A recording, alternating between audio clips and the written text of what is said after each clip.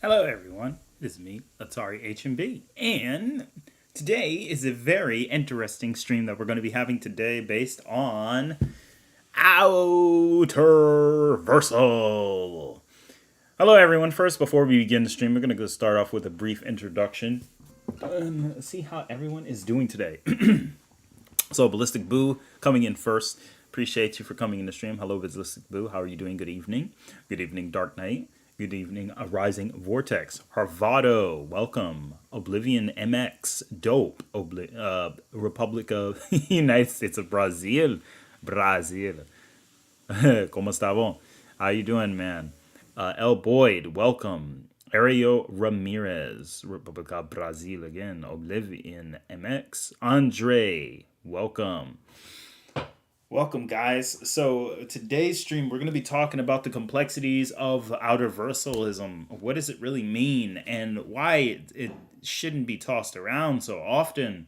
I wanted to do this stream because I figure I've seen some, hot takes on TikTok, on YouTube Shorts, some on Quora that are going over the aspect of characters being outerversal, where characters really are not really not really approaching or addressing the true nature of what outerversalism truly is. We're going to talk a little bit about how complex that can be. So let's go ahead and dive right in. King Absalon, welcome. So for those of you who are unaware, I will let you know. Hey, Vegeta Scales, welcome. What's good? How you doing, man? And just to let you guys know, for those who are new to the Relatives channel, please be sure to like and subscribe if you enjoy my content, of course. Now, I'm going to go right in immediately because, again, we have a short stream today, but we still want to cover a lot of information in one go.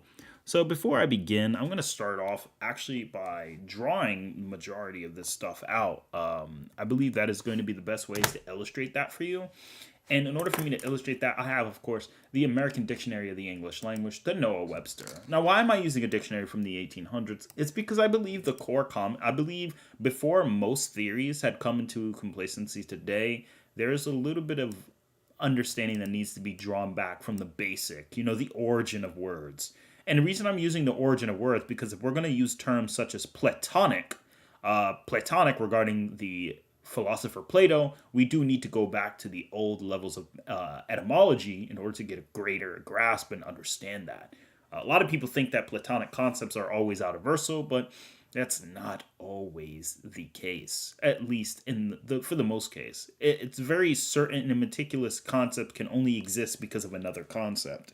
Like the concept of life only exists because death is a thing in most cases. And, you need due to the law of polarity, there will always be an opposite. So oppositions will always exist. And Michael Braxton, welcome. So thank you so much for coming in. So we got 16 viewers so far. We're gonna just let everyone kind of dive right in. Ichigo the Goat, welcome. Welcome. Appreciate you for coming right into the stream. Someone scaled Yujiro to outerversal. That's interesting, and that's exactly what we're talking about. We're talking about those particular things. We need to really go over this on a case by case basis. I'm going to go over the basics of it, and then I might be inviting I might be giving an invitation of someone to join me in this particular discussion to kind of make it add a little bit more weight to it. Let's go ahead and get started. So without further ado, let's go ahead and get started on this stream. Let me see here. Give me one moment, chat, my lovely people. There's a little bit of stuff I gotta take care of. All right, let's go ahead and address some things. Yeah.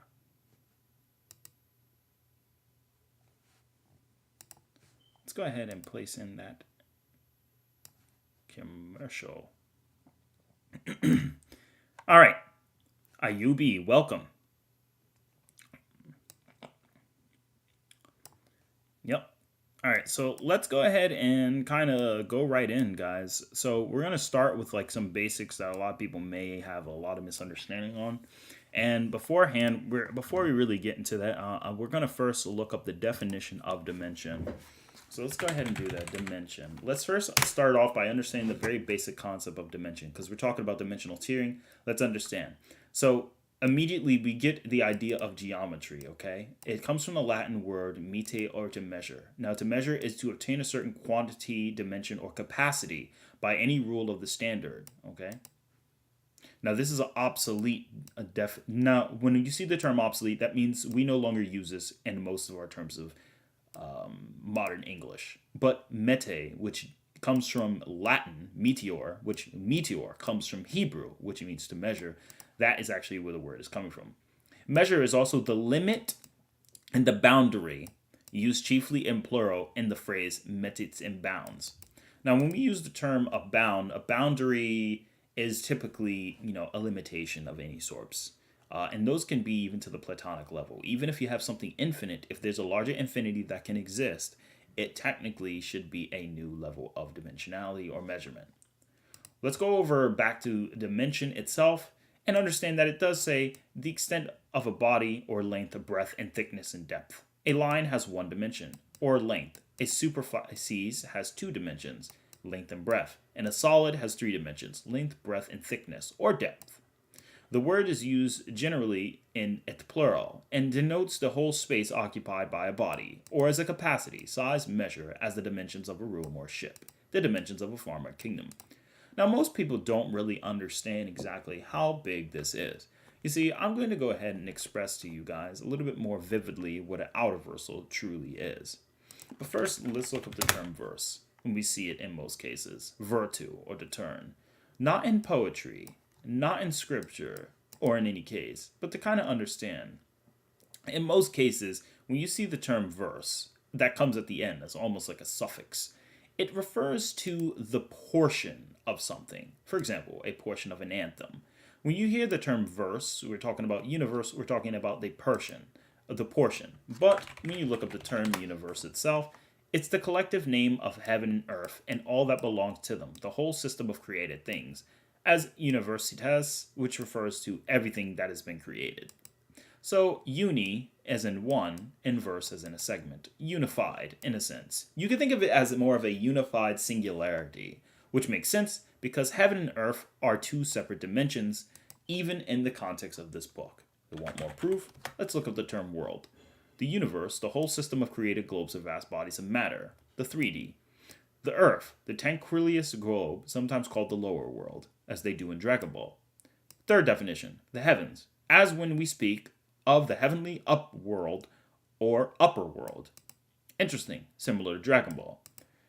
Or systems of beings, or the orbits which occupy space and all the beings which inhabit them.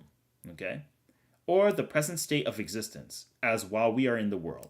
So, in the context, world can just mean all of existence, a particular area like the earth, a particular segment like a universe, a separate universe or upper body. But universe is the unity of all those portions, aka worlds. Hence the term universe. So, in the context when we say multiverse, a multiverse is literally this. Multiverse was a definition coined in the early 1900s, believe it or not, guys. And because multiverse is relatively new, it's not something that was used very often when it came down to these definitions. I think this is important to understand because many people get that confused. Moreover, good evening, Donaz. Good evening, Rent Zakar. Thank you guys so much for coming in. All right. So let's go ahead and dive a little bit deeper into some other categories. Let's go ahead. Another category I want to dive into immediately is, let's see here.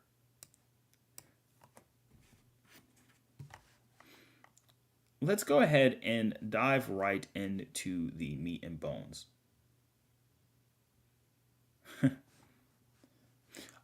This is, you could just type in Noah Webster dictionary and it should pop up. It's very easy to find. I'm using it as a source for older definitions because most dictionaries use modernized definitions and it's not as clear cut. This not only gives you the origin of the word, but gives you a lot of the deeper meanings of it. And I believe as a situation, it's a very consistent book. Now, I will go ahead and immediately move on to the next screen, which is going to allow us to talk a little bit about Outerverse. But before we do, let's talk about a term, infinite. But before infinite, let's talk about enumerable. Enumerable is not to be counted, that cannot be enumerated or numbered for multitude. In a loose sense, very numerous. Enumerable never means infinity. So that's the first segment we need to understand. So to kind of help people understand what we're talking about, let's go ahead and give some definitions. Infinite, things that mean infinity, and then we're going to go over things that not infinity. I think this is going to be a really good exercise to help people when it comes to power scaling. I'm using this dictionary because it gives you the idea of the note of what is being stated. Of course, if further context is given within the definition, we can go ahead and believe it. But for the most part, let's keep it on the very basic blanket terms. Now, what is not in? Well, enumerable is not infinite, all right? So that is one word we already got rid of. Let's say another word. Countless. What does countless mean? Countless. Count from the adjective. It is count and less. That cannot be counted, not having the number asserted, not assertatable, and innumerable. Synonymously, huh? The sands of the seashore are countless. In other words, it's basically something that is extremely high in value, but very difficult to count as well. Like the stars. You can count up to 1,000. So in most cases, it probably is going to have a very vast number, but because if something moves a lot, it may also be under the definition of countless. So countless is also not necessarily infinity as well. Interesting. Let's move on to the next definition. What is the next definition that we know that is constantly used? Immeasurable. What does immeasurable mean? That cannot be measured. Immense, indefinitely extensive as an immeasurable distance or space. An immeasurable abyss. It's basically something that doesn't have the capacity to be measured because of other properties. Now, this is very different. This definition is kind of in the mid-ground. So we're going to consider it a special case. In most cases, I would say when you see the term immeasurable, it just means that it can't really be calculated. And when we say can't be calculated, it might just be a number too finite or high to really calculate. So I wouldn't say this would be completely, but I'd say depending on context. So I will put that under doc. Doc means depending on context. Another definition we may run into outside of immeasurable may also be the term boundless. Unlimited, unconfined, immeasurable. Interesting. You see what I said? Immeasurable depends on the context. When something's not able to be measured, in most cases, it can be a level of infinity. So let's go ahead and plug that term immeasurable up there too. Immeasurable falls under doc. Next, boundless. Boundless means infinity. As boundless space or boundless power. It is illimitable. But is illimitable? Illimitable is also a word. That cannot be limited or bounded. As an illimitable void. So there is no limit. Illimitable. Very good. We now have another definition. So guys, I'm going over the meat and bones of this because I'm trying to really help everyone get the grasp of what infinities truly are. Now that we understand that, let's go back one. We also have unconfined. Well, what does unconfined mean? Unconfined. Not confined, free from restraint, free from control, having no limits, illimitable. Unconfined. That's another definition. Now, do you guys get the point I'm trying to do with this? We're going over these words because they really help understand things. Unlimited, obviously, is also a part of that, as you can see. Not limited, not having bounds, indefinite, as you can see. So, we can put the same thing. Now, have you guys ever heard of this term, myriad? You may have heard this term used from Beyonder, where Beyonder was in the Beyonder realm with a myriad of dimensions. If Beyonder was in a realm with a myriad of dimensions, let's understand what that means. Let's talk about Marvel. Now, don't get me wrong, countless also may fall under doc, but I'm just going over the very basics. Now, let's go ahead and see if I can find a proper example. Here's an example of what we were talking about. That's the versus battle coming up. So let's give a better example. Traversing the myriad plains as casual as he would stroll around the block, he observed the golden age. Okay, so the first term we see is myriad. He even talks about the organic material of the microverse. So, in the dark dimension, in the crossroads. Now, let me tell you this. If we're talking about this for the Beyonder, what does myriad mean? The number of either 10,000 or an immense number indefinitely. So, something that is extreme or innumerable. Another thing, innumerable doesn't necessarily mean infinity, but we do know, and it does have a finite number, 10,000. So is Beyonder traversing 10,000s of planes? Well, probably not. You see, the context, as we know, does tell us from prior information, an immense number indefinitely. What does indefinitely mean? Indefinitely. Let's look it up. Without any settled limitation. Interesting. As space would indefinitely extend.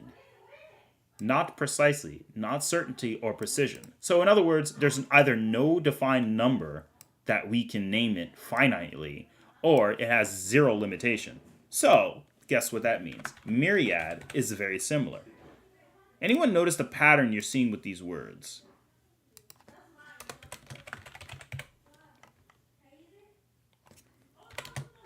The reason I'm bringing this up, guys, is because it's going to really help everyone out.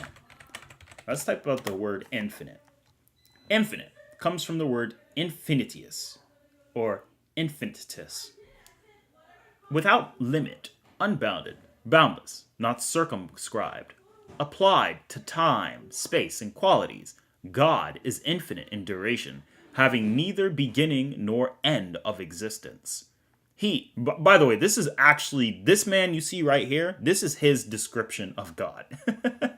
So, yeah, that's, keep in mind, there was a lot of, atheism is relatively new. There were no atheists back in those days. But anyway, back in the 1800s at least. So, with that said, he is also infinite in presence, or omnipresent, and his perfections are infinite. We also speak of infinite space.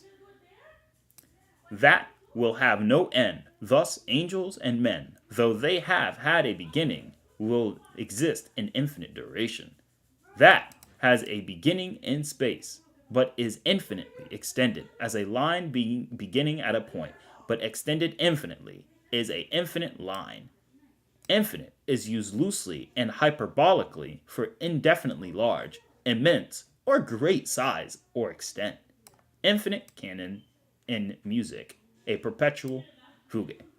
So, what do we mean? So, infinite is very clear what it means, but it's very important to understand this. Now, there are layers of infinity. I want to go over a set. So, if this is going to put the actual aspect of what I'm looking for. But I want to show you a couple other things that you guys should probably know. But that will be a fun fact for later. I will probably share with you guys. In the context, let's go over and move right into the juicy stuff. The art. I'm going to go ahead and dive right in to some of my other works. We're going to go and talk a little bit about a couple of things that many people underestimate. Let's go ahead and grab myself my great pen that I love to use. And obviously, we're going to go ahead and start drawing.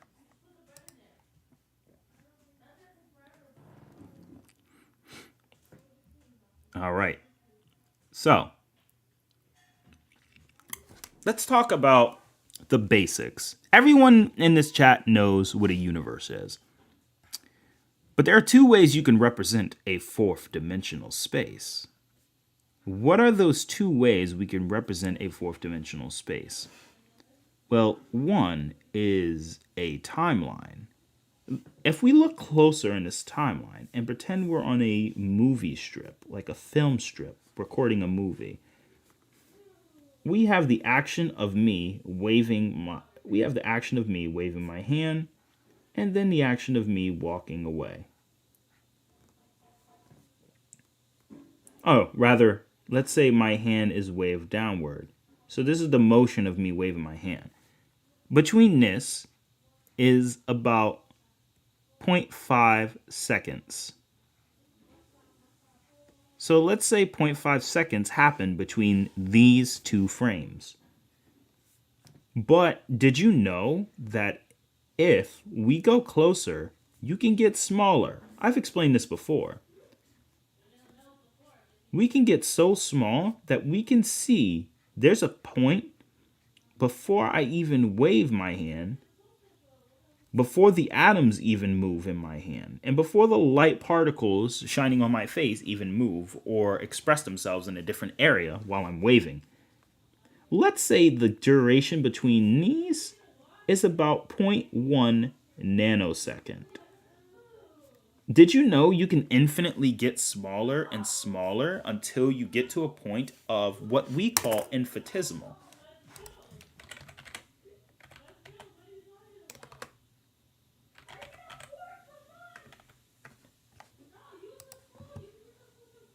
Let's talk about infinitesimal.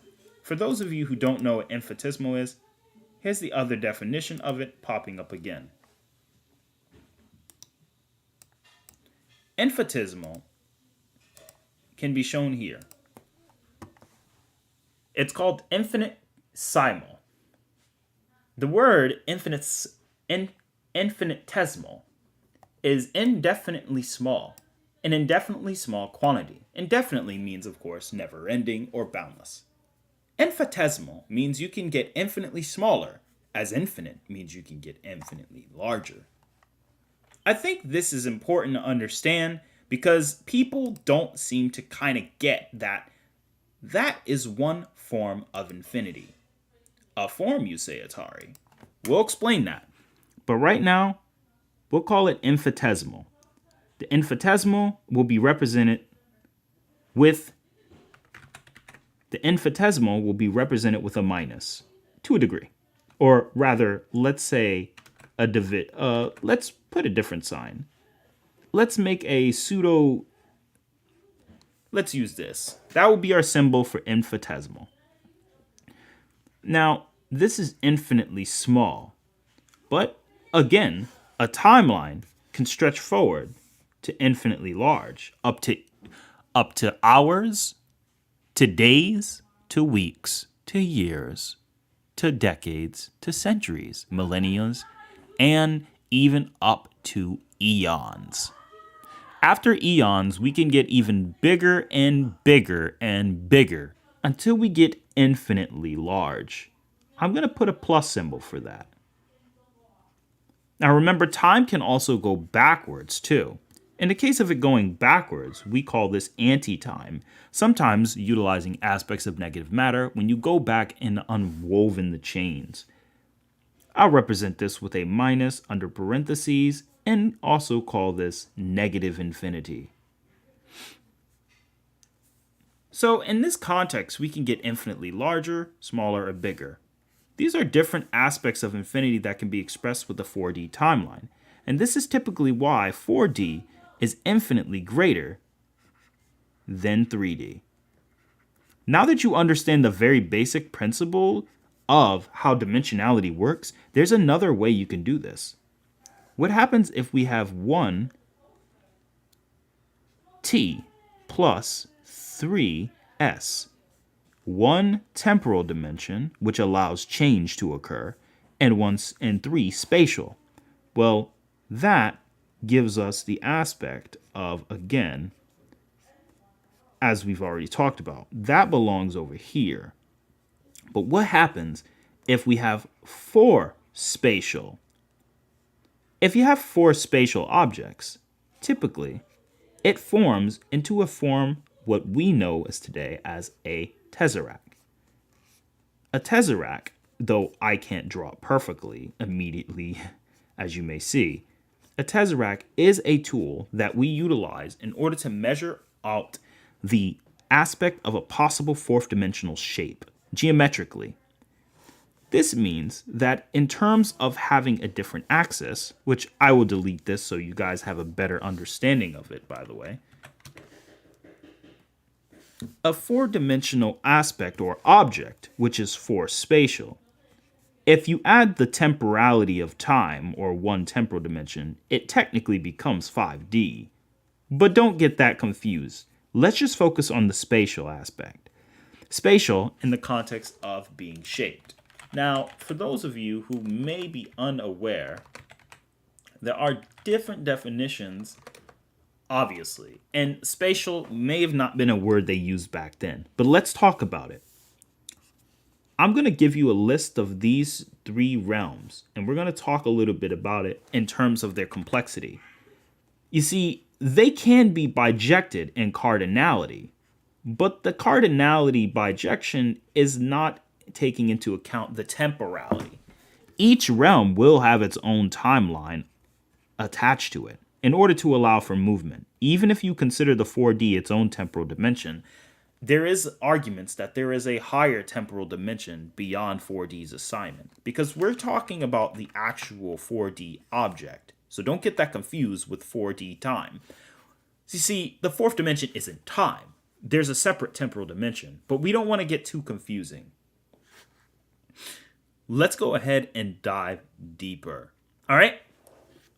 Now, what do I mean by this? Let's start with a very basic notion. The first dimension has x. There's an infinite number of x. Simple. The second dimension has an infinite number of x. But in the likes mind, it also has an infinite number of y. But in the other side, it also has an infinite number of x and y. Interesting. So when it comes to using the term infinity, we have infinite 1D space and 2D space and 1 and 2D space all together. They all hold their own axes, and although individually they're each a line that protrudes and occupies a different axis of space. Period. So they're all separate sets. They're not connected at all, unless connected proprietary to a greater to make an entire shape.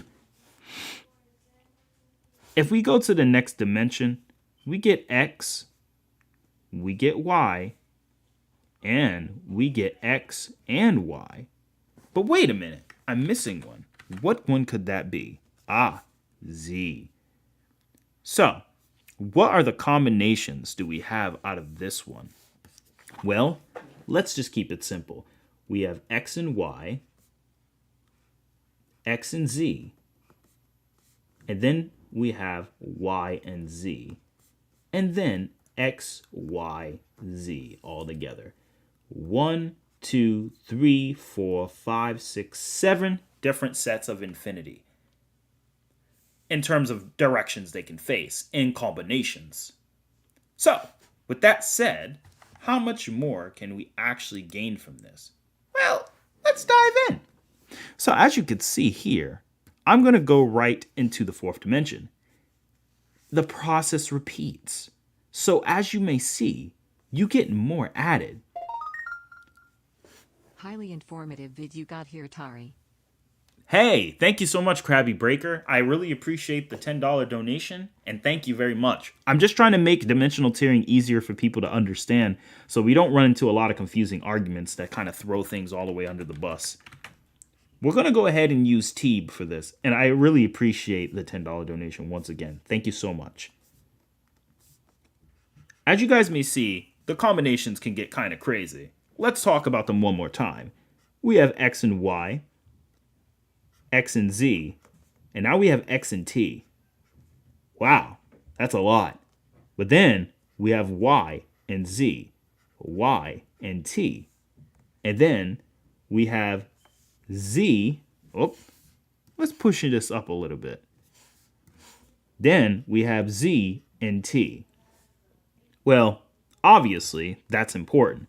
But now, on this side, we have x, y, z, x, y, t, y, z, t, and Yeah, look at the combinations we get right there. Crazy. But we can even get XZT. Kind of crazy. So, with that said, we have 1, 2. Oh, wait, I forgot one more. And then we get XYZT. So, in terms of combinations, we get 1, 2, 3, 4, 5, 6, 7, 8, 9, 10, 11. And then we get 12, 13, 14, 15. Interesting, because up here we had 1, 2, 3, 4, 5, 6, 7. Huh. Interesting. It's like I added 7 plus 7 plus one more dimension. Isn't it? Hey, but what about this one? 1, 2, 3, 4. Wait, so 1, 2, and 3? Hey, it's like I added 3 plus 3 and 1. So 3 plus 3 and 1 gave me 7 dimensions for 3D, and 7 plus 7 and 1 gave me the 15 for 4D. Haha, interesting pattern. And yes, that process is going to repeat. Your next dimension is going to give you 15 plus 15 plus 1 combinations. So, a fifth dimensional world has 31 infinite different possibilities in that context. But that's just going over spatial complexities. Of course, you also have to factor in the temporalities of time and other ways of temporality. This is not even factoring in what we like to call astral dimensions, which are metaphysical. Let's talk a little bit about astral dimensions after this commercial break to kind of give people an idea and understanding of this.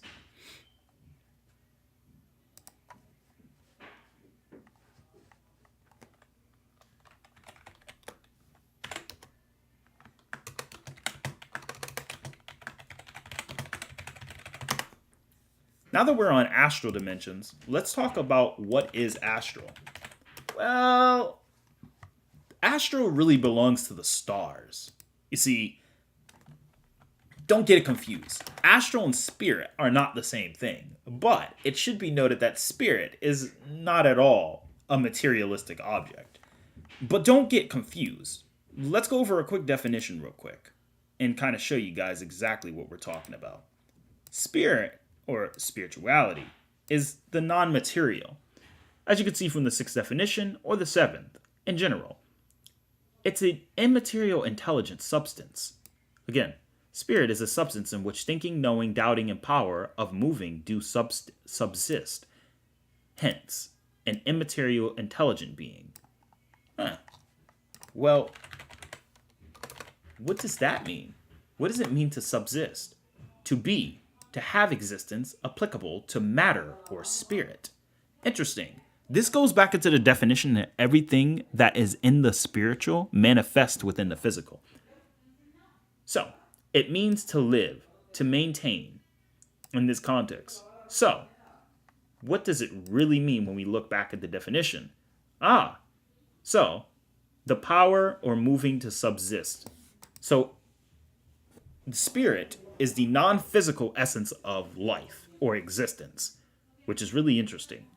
Now, although spirituality is not bounded by dimensions, there's a big difference we need to talk about it. And we're going to talk a little bit more about that.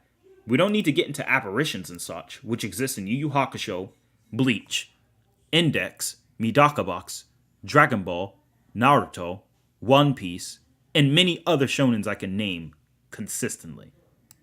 But it goes deeper into that.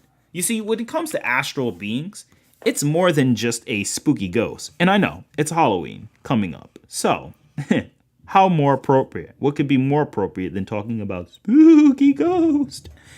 Well, I'll tell you this. Although ghosts are not tangible and can phase through objects, like Danny Phantom, of course, and they can easily bypass material all the time and pop their heads up anywhere through matter and solid objects, they're still bounded in some level by temporality and time, most of the time.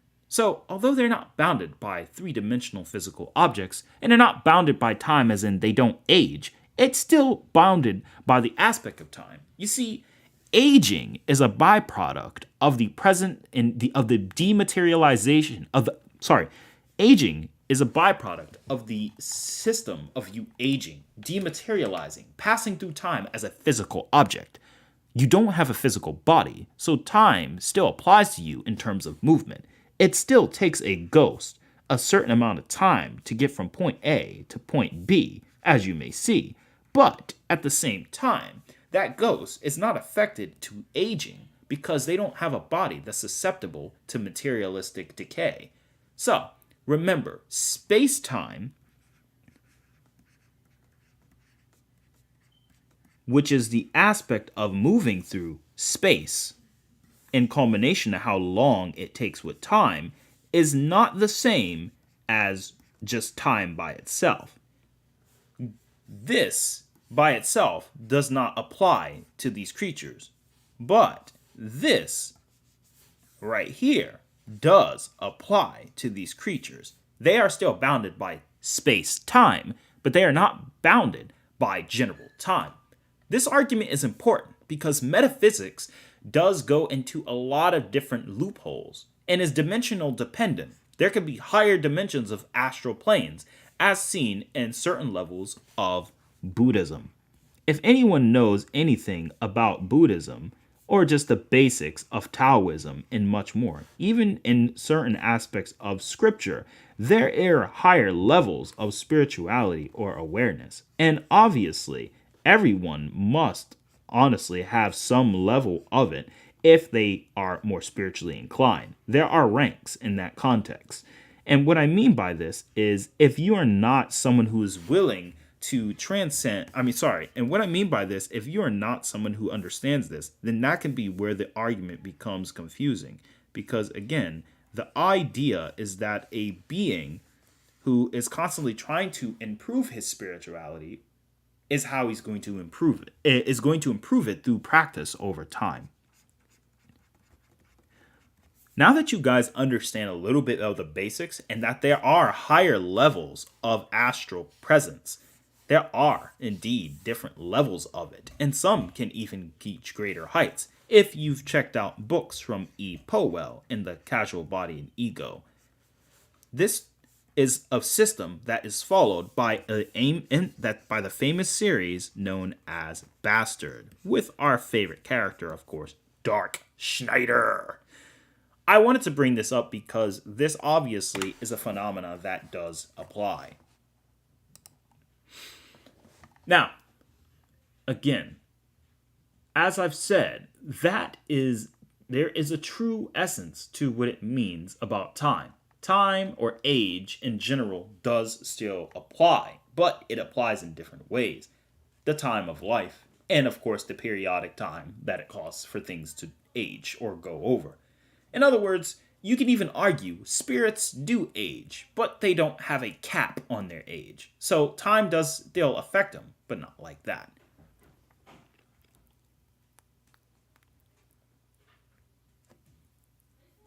Now, let's talk a little bit about moving to the next and final subject. Everyone's going to love higher dimensions. Let's talk more about higher dimensions and why higher dimensions are indeed a lot more complicated than people think. Higher dimensions, in this context, exist in many ways. They can be in the form of astral dimensions, just general regular space dimensions, dimensions of rank and size. Wow. Thank you, RJ, for the $4.99 donation. The 99% concept is bounded by dimensional, and the 0.01% is concept alone is above normal dimensional. Well, 99% concept is bounded by dimensional, 0.001. I'm not really sure what you're asking 100%. Could you clarify for me so I don't get the question wrong, if that's possible? Thank you again for the $4.99 donation. No problem, Donaz. No problem. In chat, I would love to answer your questions. I'm just going to finish up the most part of this ranking system. As you guys may know, different dimensions in this context all hold different levels and different heights. Why am I bringing this up? Well, I'm bringing this up for a particular reason. You see, every character, every fiction, every person is going to have some level of hierarchy. A tier is just a rank. When we use dimensional tiering, the idea is dimension means to measure. We're using basically magnitudes, but not in the case of powers greater than 10. No, not that. We're using magnitude as in a level of infinitely greatness, and as I've showed with the examples before. So, in this context, let's say this box is the 5th dimension. This box is the 6th dimension, and this box is the 7th dimension. You can make so many different arguments. You could say this box is infinitely larger than the prior dimension, or you could just say it sits on a different axis. The difference is, this is not the dimensional tiering we use in this context. You see, the best example that I've used and always will use is if you have an infinite three-dimensional space, or 3D object, and it's manifolded within a 4D timeline, which the 4D timeline looks like this. If we were to have a 5th dimension that did exist somehow, and through that 5th dimension, which I will show you in just an example, let's say this right here is a cross-section of all those timelines. Let's say this right here, this red line, is a particular timeline. It goes forth back and forth infinitely.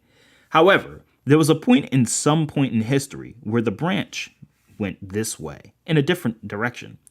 Well, you see, the space between this, which is a right angle, aka orthogonal, this is, by the way, a right angle of 90 degrees. This orthogonal allowance creates a plane, meaning anything within this right angle can create new space.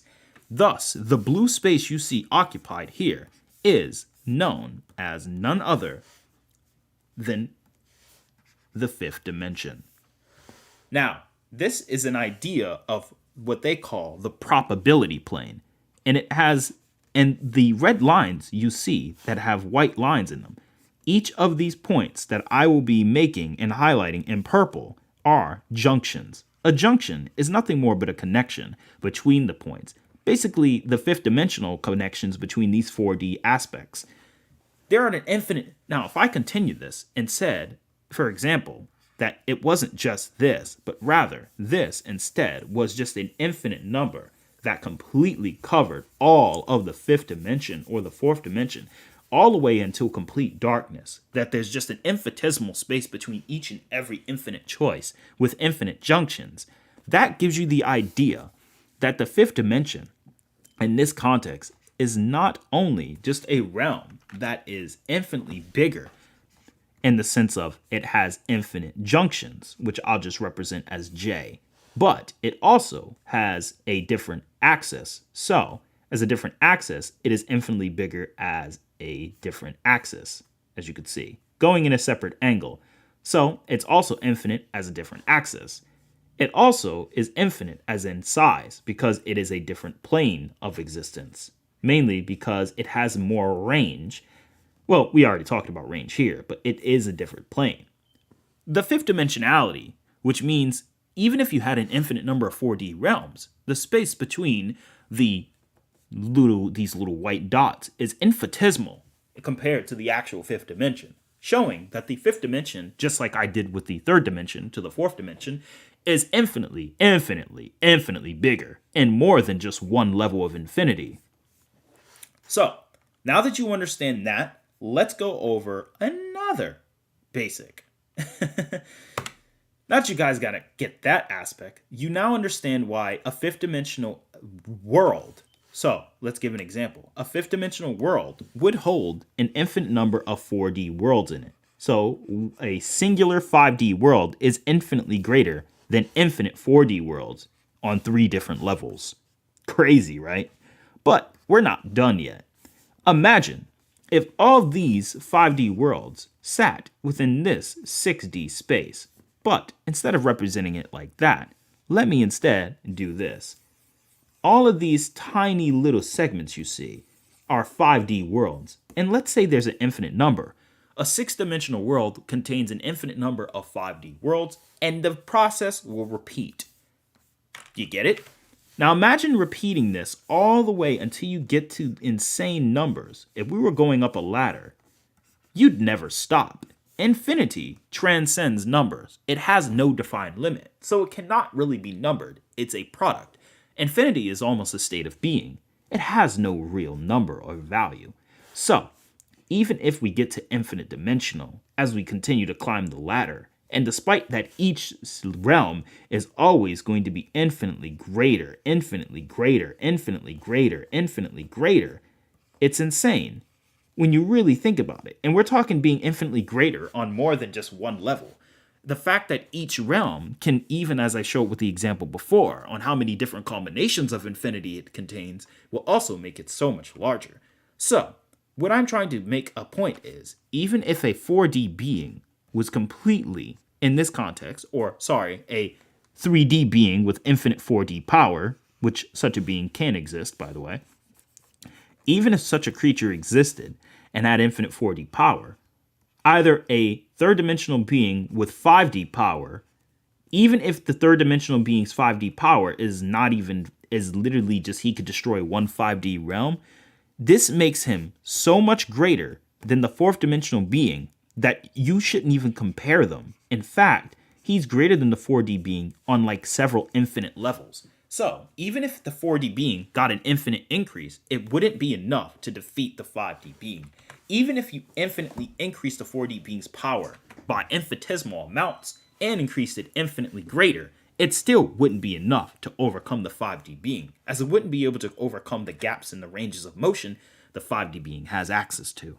In other words, when it comes to universal complexities, when we're talking about the term infinitely, by the way, guys, infinite, I just want to make this clear, you can get into some insane levels of power. And to be honest with you, I think it even gets worse the higher we go.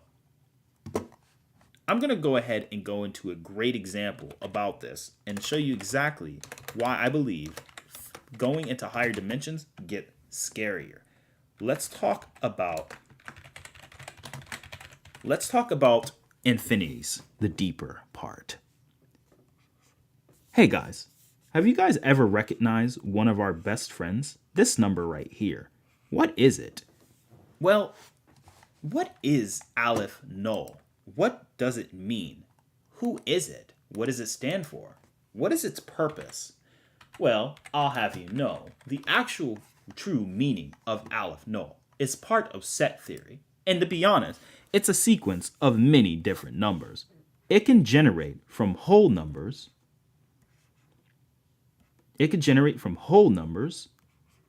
Right here, to fractions and decimals. It can generate a whole list of different numbers, such as square roots and other combinations like pi. It can also deal with other different numbers and aspects. It represents all cardinality.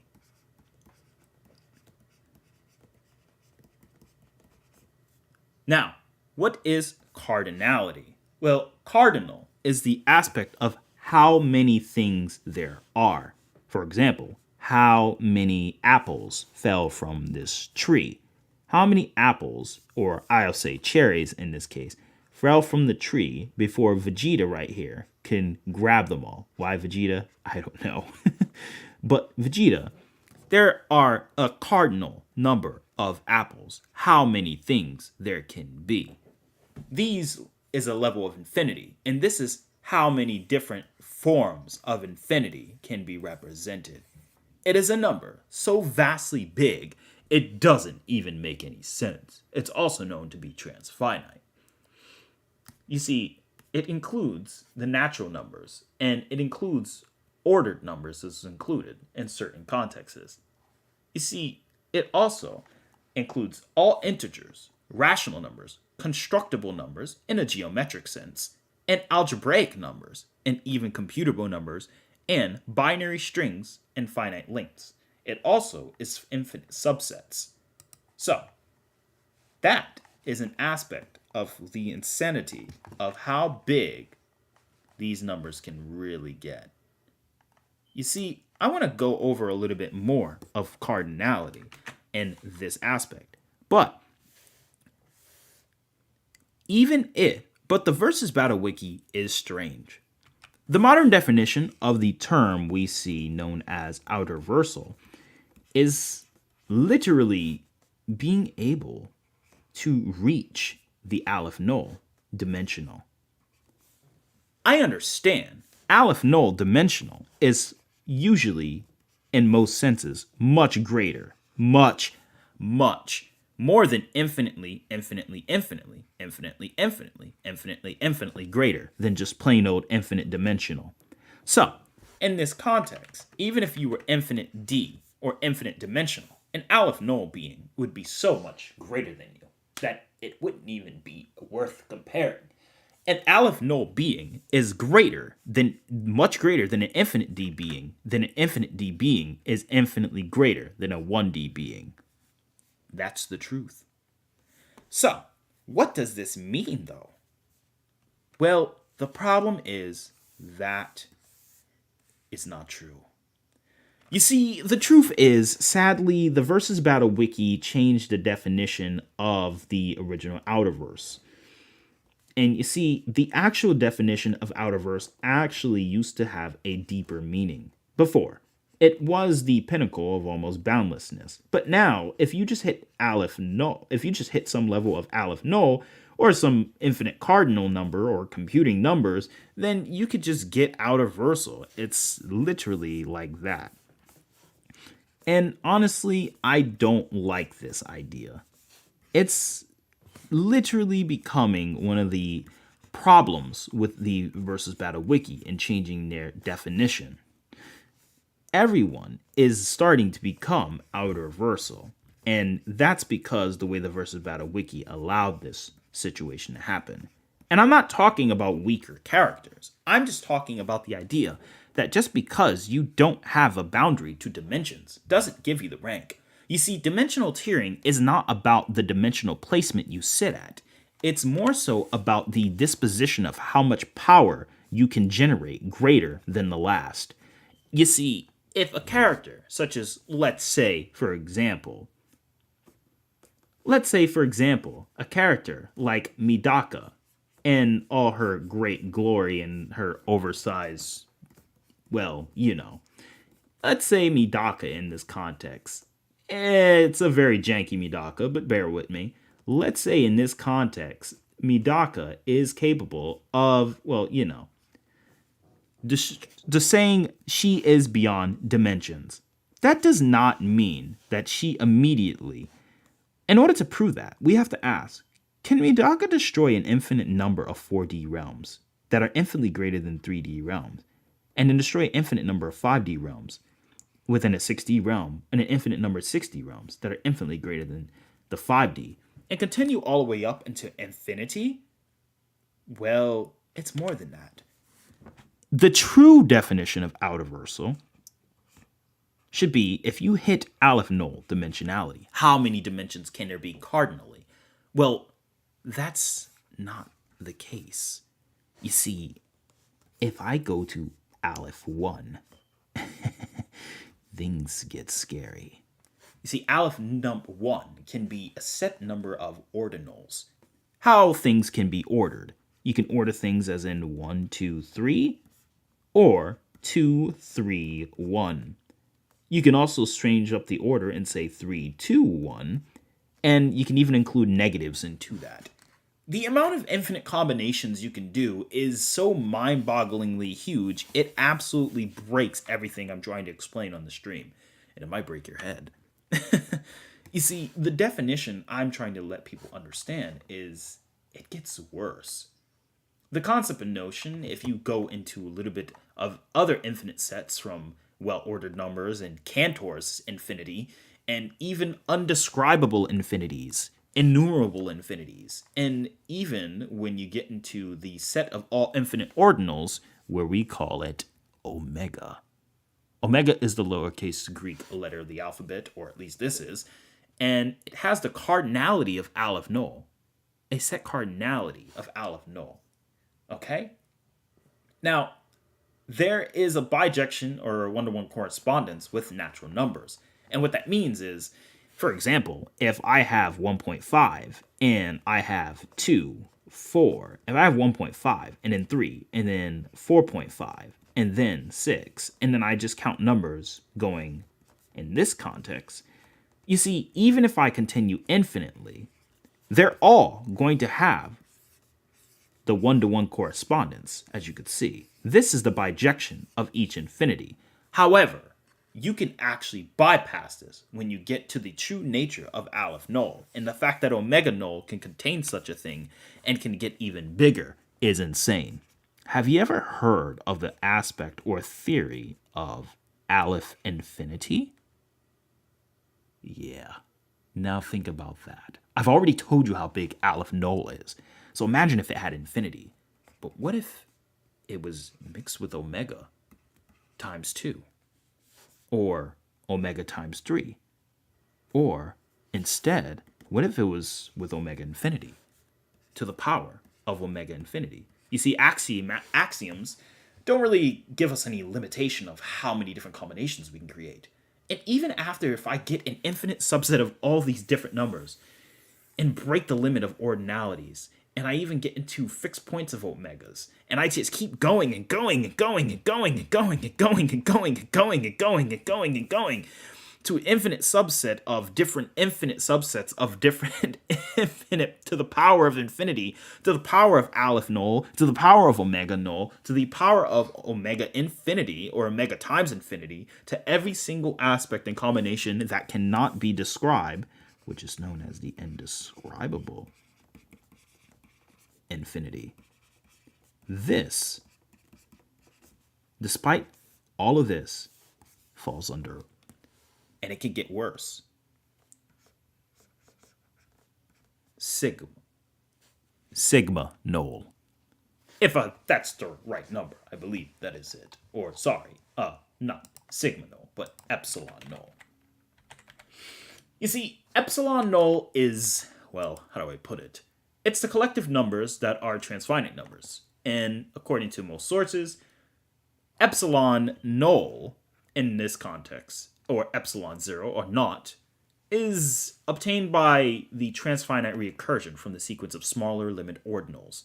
So, in other words, if we had omega to the omega to the omega to the omega to the omega to the omega to the omega to the omega to the infinity, including all the Aleph Nulls that the omega already transcended, there's one problem with all of this. And the main thing is, it can be measured. What do I mean by that? If it's measured because these are different levels of dimensions, mathematics doesn't tell me I can't have these levels of dimensions, especially with separated axes and different complexities.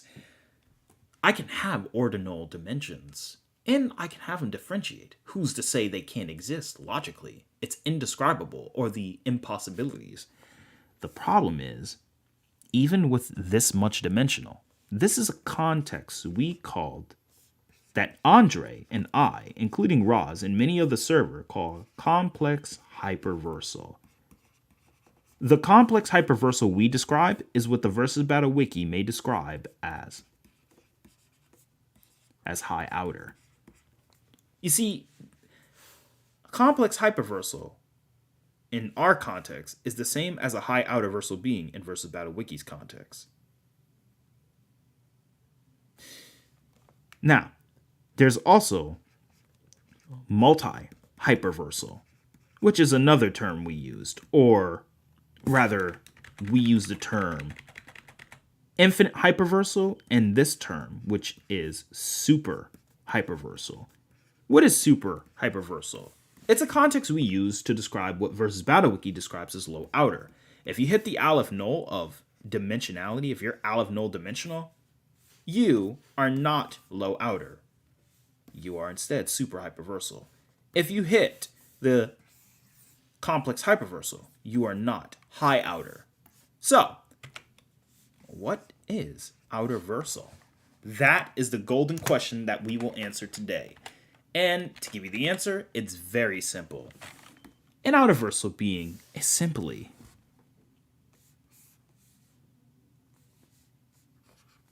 beyond the concepts of dimension. As we learned before, a dimension is something that can be measured. If you're beyond the very nature and concept of such, that you can't be measured, you can't be accounted to cardinality. You can't be cardinal. No. You can't be ordinal. No. So what can you be? Can you be transfinite? Well, no. Infinity itself cannot measure you. So is it boundless? Not quite. You see, there are different levels of Platonic hacks. You see, the difference is a boundless being, in this case, can create concepts and spring new ideas. A boundless being can invent something that's greater than infinity, which paradoxically doesn't make sense to us, our cognitive minds, but they could do such a thing. They're not bounded to any rule. They made the rules. They made the concepts. They made Platonicism. But a outerversal being may have some limitations in that regard. Outerversalism is in regards to usually attack potency, destructive capacity, and speed. Can an outerversal being be a three-dimensional being? It's hard to say. In most cases, yes, they can be, but it's a very difficult and technical answer because it comes with problems. But with that said, the idea overall is that an outerversal being has no limitations whatsoever. An outerversal being transcends the true essence of all levels of infinity that can be interpreted, described, not described, impossible, and possible, because they have transcended the true order and nature of dimensions itself. They cannot be measured through length, breadth, or width, even if there was other infinite levels of dimensions, even if there was an infinite aleph null. They're beyond the concept, the idea. That means they are no longer bounded to any of those ideas whatsoever, which can mean two things. They're just not bounded by it through some superficial force, or, which is generally what we mean, just because someone can go into the outerverse doesn't mean they are outerversal themselves. You see, outerversal has two definitions. I like to call one true outerversal and one semi-outerversal or demi-outerversal. What is a demi-outerversal being and what is a true outerversal? Well, a true outerversal being can destroy an outerverse. They can destroy something that has no measure. Easy. But a demi-outerversal being can more so destroy the infinite subset of all the ordinals that we talked about in the alephs, in the sigma, and the lepsons, and so on and so forth. That's the true difference, I would say, between true outerversal and semi-outerversal. I know these terms are something I coined, but I want them to be utilized a little bit more so we can have more specification. Versus Battle Wiki even got rid of the irrelevant speed, which I think was flawed. If you don't have any way to measure yourself, why would you have a speed measurement? Speed would be completely irrelevant because time itself no longer matters. No temporal, no spatial, none of those matter at all. There's no way to be measured whatsoever. Not because we don't have ways to measure you. No, it's not like immeasurable. We're saying nothing can measure you, even if we could. Even if we could measure you, it does not apply to you. That is an outerversal being. All right. So there you have it. I hope you guys enjoyed that segment. This has been a kind of a difficult video to make. So guys, it was kind of difficult. I'll be honest with you. I'm not gonna hold you. It was difficult, but I hope you guys did kind of enjoy that. So we're gonna go ahead and get started on a couple Q&As before ending the stream. Yes, I did. I told you guys it is a short stream today. There are a couple things I do need to address, of course, but I'll be more than happy to. Actually, before I do that, let me go ahead and get somebody else into this situation with us. Let's go ahead and invite a certain person. into this bleeds. Okay. Yes, Oblivion. I do like fish. Anyway. Wait, they got rid of inaccessible speed as well? Huh, I can't remember, but don't know when they removed it. That clapped my sign. People coming up with terms and concepts like these is even more impressive. Human big brain soul is fiction in its sleep. Thanks, Ariel Ramirez. I came here so late. What are you talking about? Well, just more so, a lot of other things. Hello, I arrive. Question, did you research about the Elder Scrolls cosmology dimensionality? Good question, Thor's Hammer. No, I did not. It's not easy. It's not easy to do an entire research on an entire franchise immediately, especially a franchise you don't study a lot. I mean, let me ask you this, Thor. Thor, in a week, if I ask you, Thor, just a quick question. In a week, I want you to read the entirety of One Piece. You know what I mean? Because Elder Scrolls is not an old game. It's very big. Or better yet, if I told you to play every Mario game and give me a decent scale in the cosmology, you'd probably say, I need a little bit more than just a week. So I think the best bet is to kind of look into the comment itself and kind of see exactly what it said. I pinned the comment still so I can use it as a reference, but I am not going to lie to you on stream and let you know that stuff is not easy, and I bet you everyone in the chat will tell you that is not something you can look up in only a couple days, even in a week, especially if you are a full-timer. But nonetheless, I will still try to get some understanding on it, with that said. But I do want to kind of go over a couple of points that you did put. People are spreading rumors about my age. Interesting. You guys, my age is irrelevant, but regardless, I am still here. I enjoy this a lot and definitely gave me confirmation of what I thought about. Also, you read the scans as of yet, or have you been super busy? I've been very busy, Donas. Again, I have a comic, I have a light novel and a comic, and I work full time, and I'm trying to, of course, balance out the stream. Of course, we're not at a subscriber count where we can do this for a constant living. If we were at that rate, then yes, I'd have more than enough time.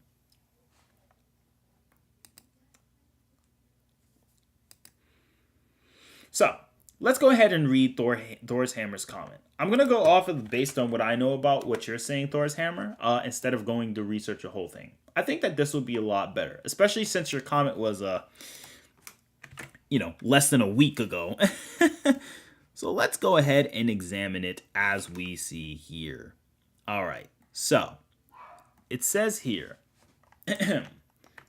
well, since most of my questions I tried to bring up didn't get answered during the stream, I'm going to further develop down here in the comment section. Now, first about Elder Scrolls cosmology. I have known about the lore and cosmology for the Elder Scrolls series for a long time now, and I've been following the power scaling for the series, and it is quite a mess sometimes when scaling et ada, or the original spirits, within the verse's creation or myth. Now, for a while, I was following the train of thought that the Daedric princes, or the 9 divines, were high multiversal to even hyperversal until I watched your channel, especially about the cosmology, different natures of dimensions within said verse being infinitely greater or not, and began rethinking a lot of my based assumptions scaled for these verses, including Elder Scrolls, especially starting to see the rise of outerversal scaling for frickin' Haldun and Akotosh started popping up. Now, first, Elder Scrolls cosmology is interesting, one as the way of realities and dimensions work. Within it is a very complicated, but first off, at Ada, they normally dwell within planes of high existence called the Oblivion. Now let's start illustrating this. Let's make this interesting.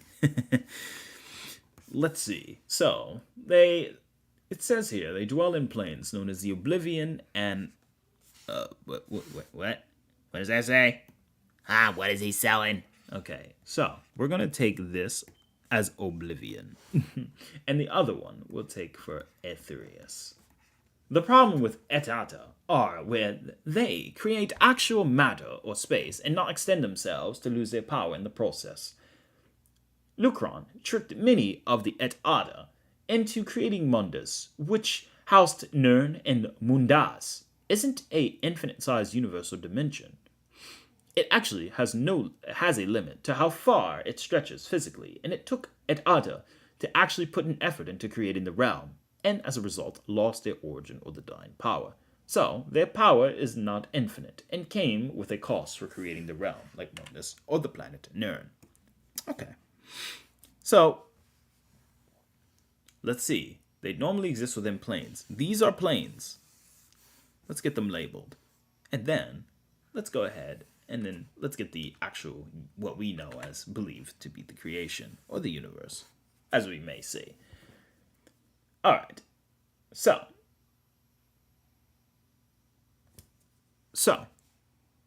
in the realm, it was not the cause of creating a realm like Mundus or Nern. Let's put it under Nern. Okay.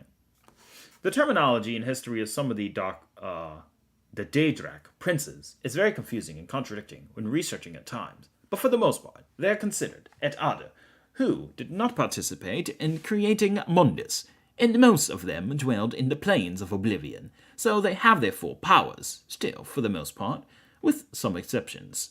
Many of the Daedrak princes had high complex multiversal or hyperversal, but now, after further review, it seems most likely that is not the case. The capabilities of these beings seem to be very limited despite how seemingly vast their planes of oblivion are. They can't really travel to the other interdimensional realms freely without difficulty, restrictions in doing so, so they seem to be capable of having fears, relatively. So I thought about Elder Scrolls cosmology for a while, and maybe dimensions within the verse are not infinitely greater than Et Ada and Daedric. Princes are perhaps not as impressive in AP or creative abilities as I once thought, though their state of being is something they considered special. Let's see here. Some Et Ada, like Akadosh or Ariel, as his second name, has some interesting unique feats, even while in a weakened form after Locarn. After the Locarn incident, he still has some sorts of relative limits and restrictions on him, so I'm no longer thinking that Et Ada are as powerful as many in the Elder Scrolls community and many Powerscalers have led them to assume, especially with how limited and different the context of high dimensionality seems to be. Very good. So it seems that what we're learning here is that the idea is that despite how big these planes are, if they don't meet the criteria of one, if Oblivion can contain an infinite number of Nerns, or if Athenas can contain an infinite number of either or, none of them would fit the criteria of being higher dimension. But that does at least confirm there is a low multiversal structure if they are separated by space-time.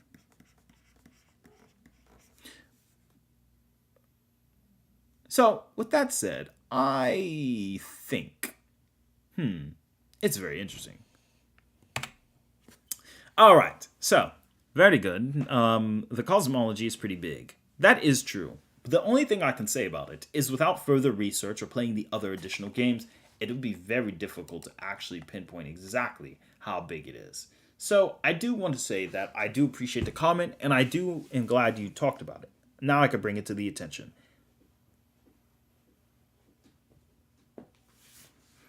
Interesting. So there does seem to be some aspect of potential universal to low multiversal beings. But I wouldn't say they would have, as you said, hyperversal or complex multiversal, as stated. Very good. I do apologize if I couldn't get more information. Granted, the comment is, of course, only, well, as you guys can see, it's 4 days ago. So I don't think I'll be able to do that immediately.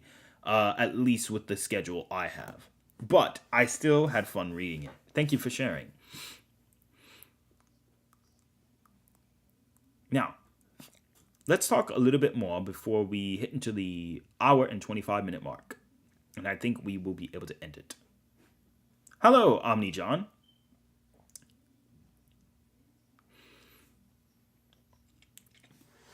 So, I mean, like I said, it all comes down. So, like I said, it all comes down to an idea of understanding what it means. and this is kind of to bring this up because I've seen this argument go around. This argument has went around a lot. Dragon Ball has been known to have a metaphysical world. All right, so let's give an idea. So my boy Goku, he's been known to have the abilities to destroy the afterlife, even in his base. The afterlife is a metaphysical world. All right, that's cool, but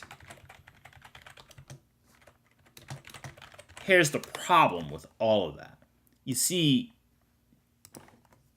this guy from Yu Yu Hakusho in the movie was going to create the Nether Realm and recreate it. It's also metaphysical. So I don't think we can literally use that as, I don't think that's a really good consistent argument in the context of what they're saying. So with that said, I honestly don't think the argument holds any substantial weight in the because if we're going off of this, this aspect for like, oh, well, this character can do X, Y, Z. I'm like, well, guys, I don't think that's true. Because if that's the case, Yamamoto can destroy an astral plane of existence known as the Soul Society, which the Soul Society is a parallel variant of Earth, but it's made of reishi, and reishi is, the makeup material of the physical world. So in a way, the Soul Society is technically more durable, far more durable than the living world, since spirits and souls are implied throughout Bleach to transcend humans. If you want proof that spirits and souls transcends humans, and you can be a Bleach down player all you want, cognitive dissonance can meet you at the front door. I don't really care. I'm going to just say it how it is. Stay mad if you want. It doesn't bother me. And regardless, I can say this. You meet me in the DMs. You will not debunk me on this. Because it's very clear by what Kubo is trying to get across.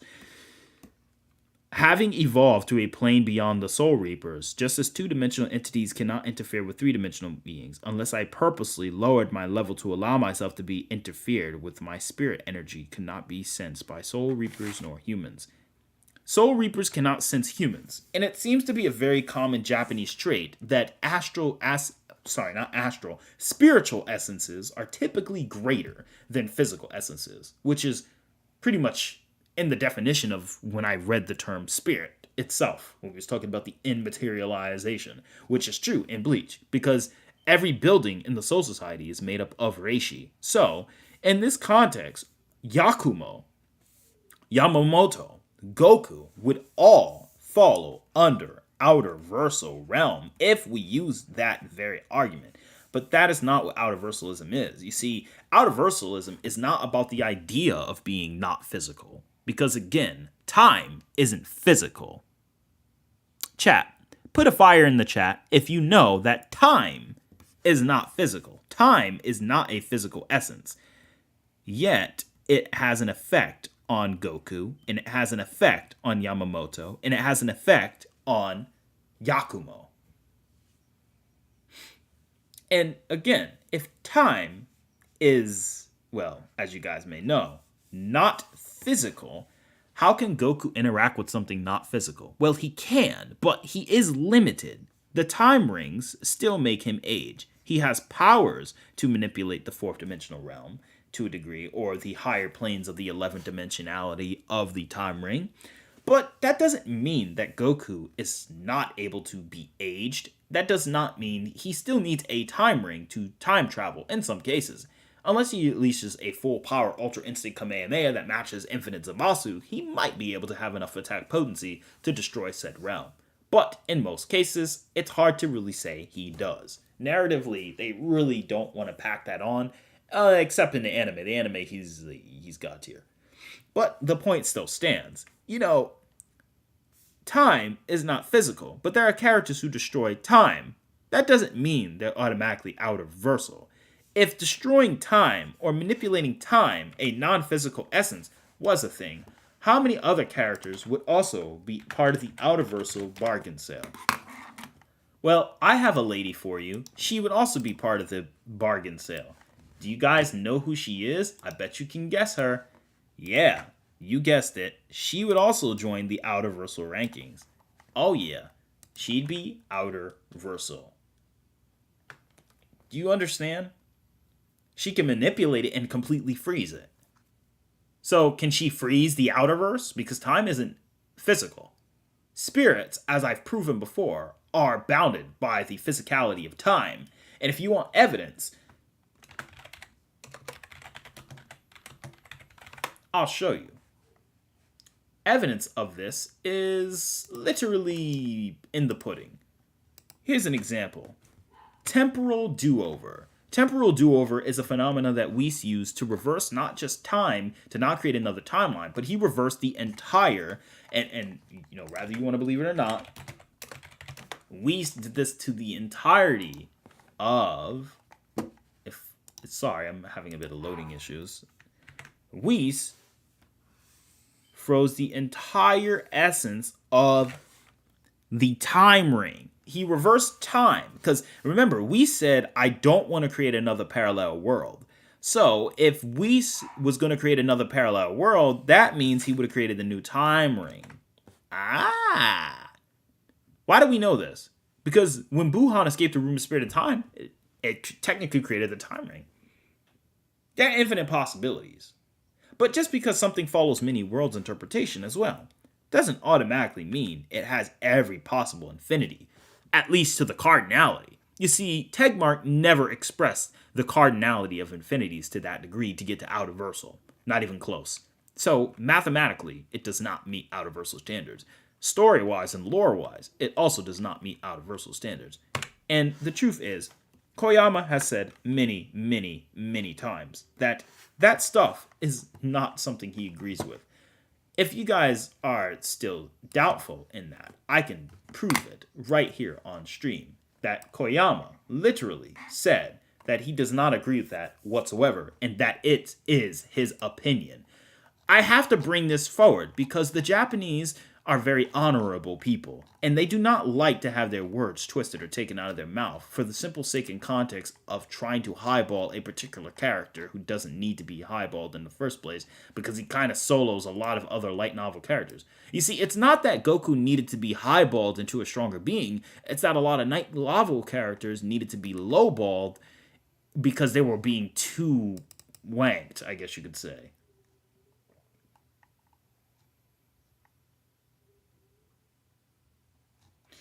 So, in other words, as we said, let's go ahead and look into a little bit of the scans I may have shared prior. You see, here's one of them. Let's see here. I'm going to scroll up into this conversation, and then I'm going to pull up some of these scans that kind of going to help people get a better understanding.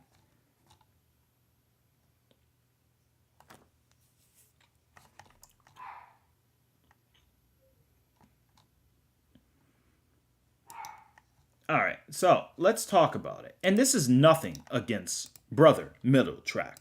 But again, we need to address these statements right now, live. I do not like when somebody takes Koyama's words out of his mouth and try to lie and fabricate what he actually intended. Also, even if Koyama said this, it would fall under death of the author because the narrative of the story doesn't suit this. Why would a macrocosm of Dragon Ball hold infinite transcended dimensions? It doesn't even add up story-wise. So, let's go ahead and approach this immediately. Guys, I'm not someone who wanks Dragon Ball, and I'm not someone who downplays. I have Dragon Ball at 9th to 11th dimensional, very close to objectively for anime. And I have Manga Goku from at least 6th dimensional to up to 8th dimensional. So I don't think I'm trying to downplay Dragon Ball badly at all. The fact is, I think Dragon Ball is still very, very powerful, and I make justice for it all the time. But there's a limit to how far you should be going. Again, let's talk about this. My third question, do infinite realms of the other world contain infinite hierarchy above the last? Okay, so this is basically a question about hyperversiality. Or does the world of the creator God also have its own infinite hierarchy? Now, first off, if we went by this definition, that would make the Supreme Kaioshins, well, very powerful. And obviously, that doesn't make any damn sense, because literally, Deborah was shocked about how Immortal was saying 10,000, wait, 3,000 killies. I tell you, 200 or 300 killies is enough to destroy an entire planet or two. A being like that shouldn't even exist. That's the words from Deborah. Now, what does he say? Now, I want all of chat to quote this and just throw it in the chat. I want all of chat to just quote this and throw it in the chat.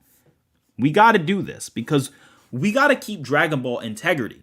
You see, Mr. Hazama, one of a fellow great subscribers of the channel, I understand what he means now about getting sick of Dragon Ball wank.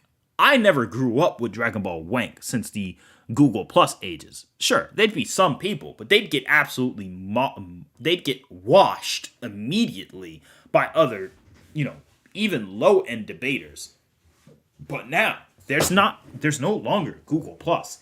And I guarantee you, even though Versus Battle Wiki is full of a bunch of, clowns at times, I'm very confident even the most average basic person on the wiki of Versus Battle would absolutely dog walk anyone trying to make such an argument. Even if you use a preponderance of evidence, the preponderance of evidence falls under dish galloping because none of them connect at all. It's just overwhelming someone with so much that they don't have a chance to actually respond. But if they address it point by point, it's easy to dismiss. So, chat, how many people in the chat is going to say, if you're leaving the world of Dragon Ball? I want to see someone in the chat say, if you're leaving the world of Dragon Ball. Somebody in the chat, just type that out. Just say, if you're leaving the world of Dragon Ball. We got to make that a highlight because people are not understanding it. If you are leaving the world of Dragon Ball. Leaving. If you're leaving the world of Dragon Ball. Nah, you're entering. Leaving the world of Dragon Ball. Nah, I'm vacationing. Leaving the world of Dragon Ball. Just a temporary, I'm just leaving for a little bit. Leaving the world of Dragon Ball. Nah, we're talking about all of Dragon Ball. Leaving the world of Dragon Ball. No, I want to stay over Chi-Chi's house. Leaving the world of Dragon Ball. You have to say yes to the question of whether the world of God, the creator, also has its own infinite hierarchy. He's saying you generally would have to say yes if we're talking about a God outside. Then he says what? It is just my opinion. What? Just my opinion. Nah, it's Toriyama. Just my opinion. Confirmed. Just my opinion. No, death of the author. Just my opinion. Just my opinion. Hold up. Let me get my wife here. What does that say? Sweetheart. What does he say? What does the screenwriter of Dragon Ball since 1985 say? What does he say, sweetheart? And you can say it in Spanish if you want. What does it say? If you're leaving the world of Dragon Ball, you have to say yes to the question of whether the world of God, the creator, also has its own infinite hierarchy. It's just my opinion. Is he saying this applies to Dragon Ball? Or he's saying, no, this is just my personal opinion, if you're not including Dragon Ball. What do you think, babe? She's not a power scaler, guys. Say it in Spanish. I got caught off guard. I don't know what's going on, my love. I'm sorry. All right, guys, we're not going to put her on the spot no more. But I had to just bring this up for just a moment to kind of get people to understand. Me and SSJ Ryu went over this as well, included. Because when I was showing SSJ Ryu some of the Koyama stuff, or we was going over a little bit of it, we had to really differentiate. Is this actual legit, or is this just stuff that he's kind of being put into a dictomy for? You know what I mean? No, you're welcome. What does he say after? So after Middle Track says thank you, Koyama says no, you're welcome. But this is my personal opinion, not Mr. Toriyama's, to make sure. Not Mr. Toriyama to make sure. Not Mr. Toriyama to make sure. He said that 10 times. Nobody's misunderstanding Koyama. Nobody. And I'm not saying this to brag, But the people who say you're misunderstanding them don't even speak Japanese as good as me. The scan you got for, the same translation you got that's circulating around the internet about the afterlife transcending dimensions, I translated that. I brought it to life in 2020, and I translated it. I had Yu Yu Hakusho Forever double confirm, and she told me I did a great job. She said, you did a great job translating this. It's spot on. Nothing much I could really change about it at all. The grammar's perfect. So guess what? The same translations y'all are using come from me. And I can even see the context of what Koyama's writing. And no, he's literally ensuring you this is not Toriyama. This is my opinion. All right? It's not confirmed for Dragon Ball. I just think that there is an infinite hierarchy in real life because Koyama is an old school Japanese man who probably visits the shrines in Shintoism. He probably does visit the shrines. He probably does practice gratitude to Buddha or so. He probably does follow into some levels of mysticism. He does. So when he's giving these opinions, he's not talking about characters who are infinitely greater. But you have some people out there who are taking it, you give them a little bit, like it's like they say. In this case, with most people, you give them an inch, they take a mile. But nah, you see that right there? They take them an inch, they take a mile. Now with these people, look at, see this? Look at this right here. Look at this in purple. Look at this in I'm gonna show you it in blue. See, the green is you give them an inch, they take a mile in the green. But this, you give them a millimeter, they take a damn light year. God dang. You give them a millimeter, they take a light year. How did you even come close? Like, I sound like Bobbity from Dragon Ball right now. Majin Buu, how did they even come close to this? How did they come close to even Outerverse? Goku as a Super Saiyan 3 only destroyed 1/10 of the Earth, and he shook the entire macrocosm with his aura. But how? How is that even evidence that it's infinitely greater? That doesn't make any sense. How did he go from barely fighting Cell, and Cell can barely destroy an entire galactic nebula, into destroying an infinite subset of infinite hierarchy universes? That doesn't make any sense, Majin Buu. Boo! Boo agree! Boo! I like that. It doesn't make any sense, guys. So even Bobbity doesn't agree with you. All right, let me stop. That was a good one, babe. That was a good one. All right, but like for real, for real. As they said,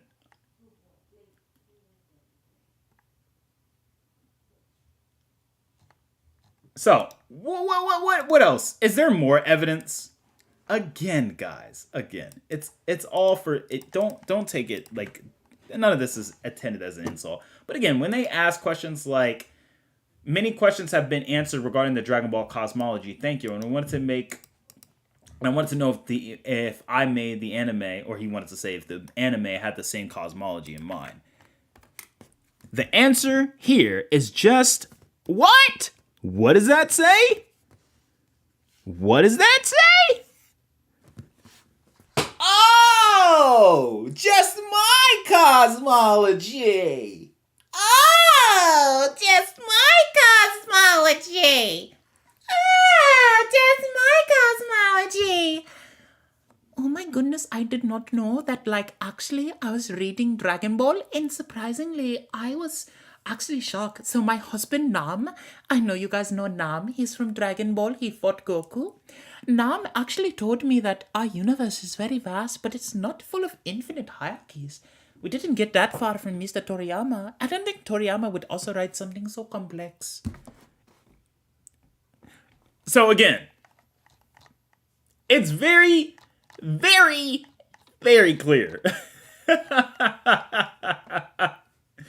It's very clear, guys. It's very clear. All right. Again, in case you're still, that's not enough evidence, let's go here. And Koyama Is the dimensional dimension of the mortal universe layer transcendental to the normal dimension? Dimensional transcendence is like 3D to 4D. It goes on indefinitely. If the hierarchy is above the hierarchy, or if the afterlife is above the hierarchy, if you are in it, you should have a higher level of transcendence. What does Koyama say? Well, Koyama... Oh, sorry. I got the wrong scan. Hold on. I got you. Koyama says, the afterlife hierarchy has some parts that can be shared with Dragon Ball story settings, and some parts that can't. So we don't need to go any further. Huh? So some parts that can't, and some parts that can't. So when he says the hierarchy has some parts, oh, you mean the 5D and 6D, like the infinite hell scans he scanned? Like he said hell is the 4D, and he said the afterlife could at least be 5D to 6D. All right, so we got some consistency. Even the Daizenshu agrees with that. Even the 1998 guidebook agrees with that. It's a higher level of existence. Cool. But he says we don't need to go any further. Don't be going into that infinite stuff. So it's like the same thing. He's getting asked the same thing over and over.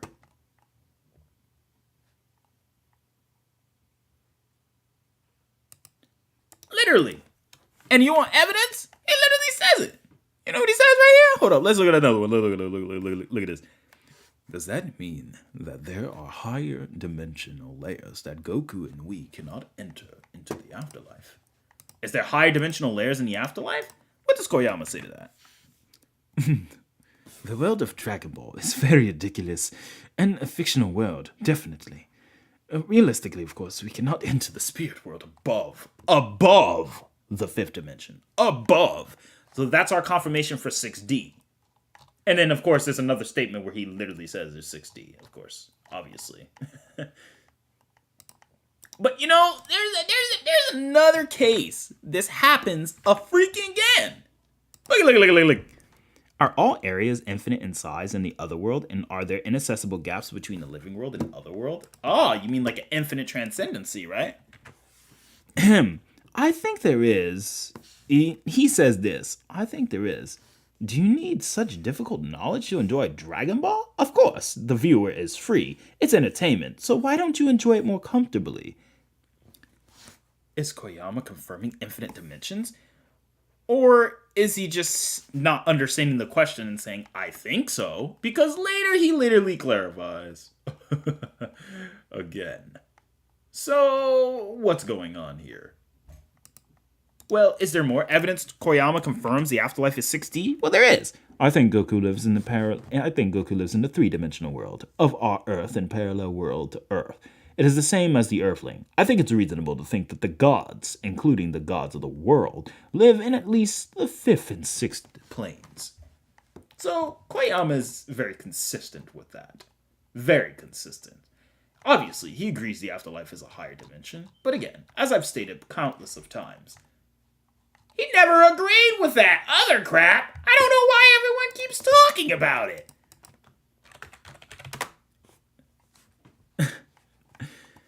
Alright, guys. So as you guys may have noticed, a lot of people left the stream. A lot of people are mad. A lot of people are triggered. Or a lot of people probably gotta go to damn bed. But, again,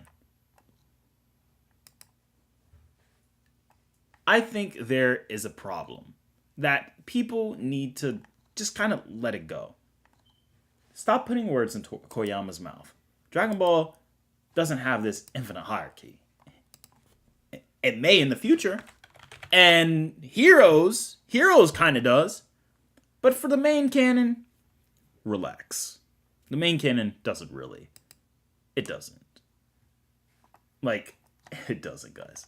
We gotta stop this. Because the more people keep doing this, the more it's going to be hard to take Dragon Ball serious. We're pretty much doing more damage to the doing more damage to the Dragon Ball community. I mean, I think I rather Saitama people say Saitama being a gag character is a better argument than Goku being Outerversal. But that's only because of just how ridiculous Outerversal is. Like, people who don't understand it, of course. So again, we might not agree on outerversal. I mean, there is nothing to not agree with on outerversal. Outerversal is outerversal as a concept. If you're talking about other outerversal, then it just falls under, the other statement I was saying.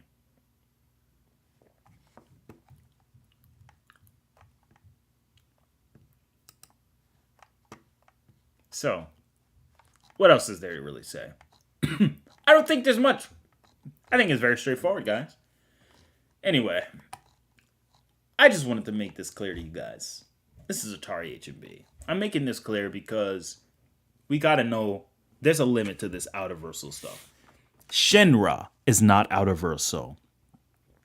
Shinra is not outerversal. Esdeath is not outerversal. Alright? Ichigo is not outerversal. Aizen is not outerversal. Even the living Tribunal is not truly really outerversal either. He's not. Stay mad about it. He's not.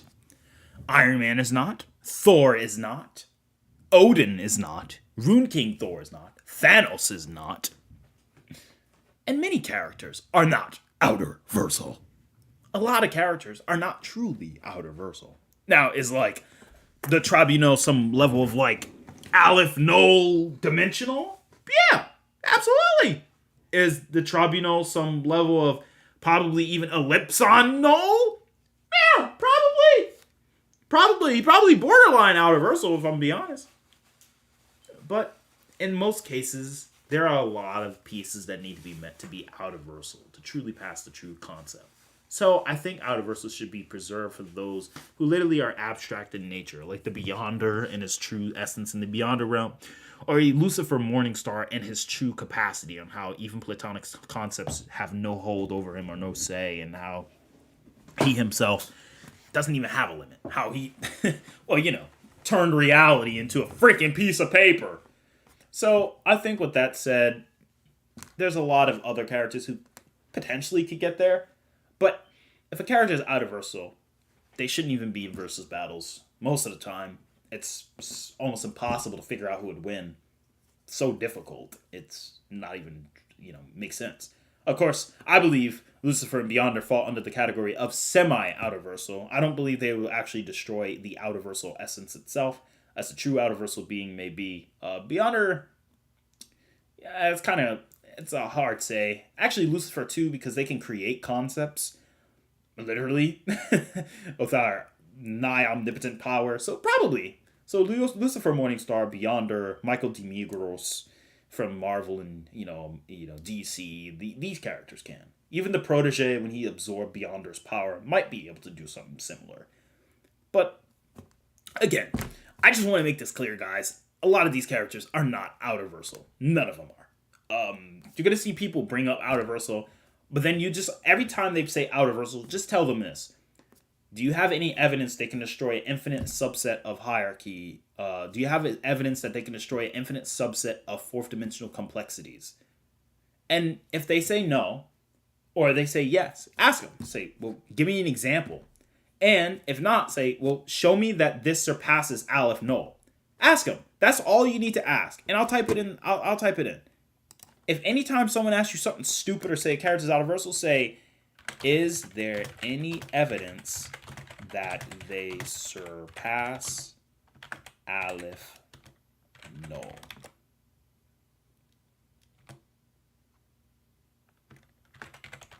If not, they're not even super hyperversal.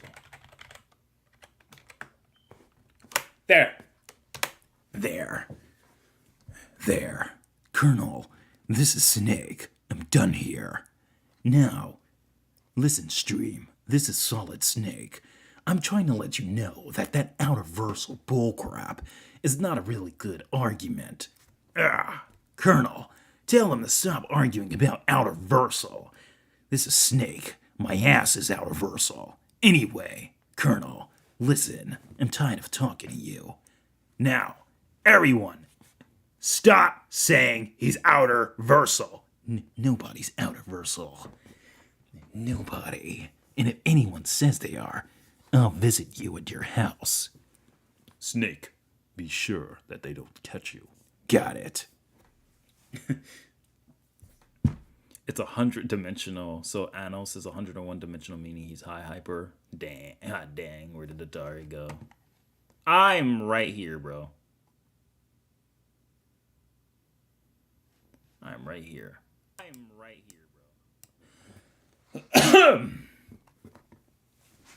What about Elaine Bellick after she obtained the power of the presence? Just asking. Elaine too. Because the presence can make people outerversal. So yeah, Elaine fits that category. She could be everywhere where she wants, or anytime where she wants, or any place where she wants. She can do whatever she wants. Hey, Atari, stay out of my house and let you come in for tea. Well, I'm very glad you asked for some tea. I'd be more than happy to have a cup of tea with you. But overall, let's go ahead and conclude the stream. So, what have we learned, everyone, in the chat? We've learned that many characters are not outerversal, despite how many people think they are. So, understand what true infinities are and how insanely ludicrous outerversal is. You know, an outerversal being is so much bigger than even a complex hyperversal being, and a super hyperversal being, and a high hyperversal, or infinite hyperversal being, and a high hyperversal being, and a hyperversal being, and a low hyperversal being. I think we should have a new category, or a character, who hits ellipson null. We should say, Ordinal versal. That's a good word. Or absolute versal. Alpha versal. Omega versal. That would be interesting. If you hit the aleph null, you should be aleph versal. Omega versal. Ellipson versal. Yeah. Absolute infinity.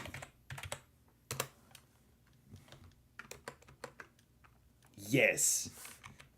Let me write down a list for you guys. So we have low, hyper, high, hyper, infinite, hyper, super, hyperversal, and aleph versal. Anything that's in the aleph null. You can go aleph null plus, etc. These should be categories. Then, omniversal. Omniversal is when you have an infinite subset of all ellipsons. Anything that can ever be conceived as a number, the true unit, the number, every, or transfinite versal. All of that. Outerversal is basically beyond omniversal. Why is outerversal beyond omniversal? Because outerversal is not a versal. It's beyond that. Nothing can contain it. Nothing. So because it's beyond that, that should be the appropriate category. Absolutely. Those should be the categories that we actually have, and we should substantiate them with other different evolutions of claims. Aleph versal is anyone who's reaching, obviously, the central aspect of... Oh God. Anyway, enough talking like that. Aleph versal should actually be among the notion of anyone who has hit aleph null. Infinite dimensional should be anyone who's hit infinite dimensional. If you've hit other subsets of infinite dimensional to infinite dimensional, in this case, it should be what we call super. This is super hyper, so I'll put SH. This is infinite hyper, so I put IH. You could say complex hyper. I think super hyper kind of makes it a little bit more simple, because if you have to type the term complex, it gets a little complex.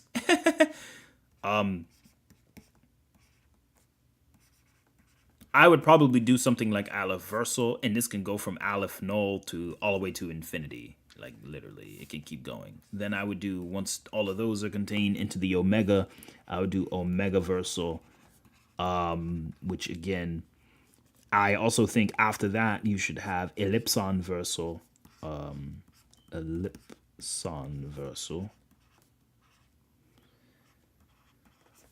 And once you hit that high level of infinity, we're going to call it omniversal. Omni meaning all, which means all of this is contained within the omniverse. But this is omniversal dimensional. Omniversal. The last one is outer. Outer comes after that, which we have, of course, semi and true.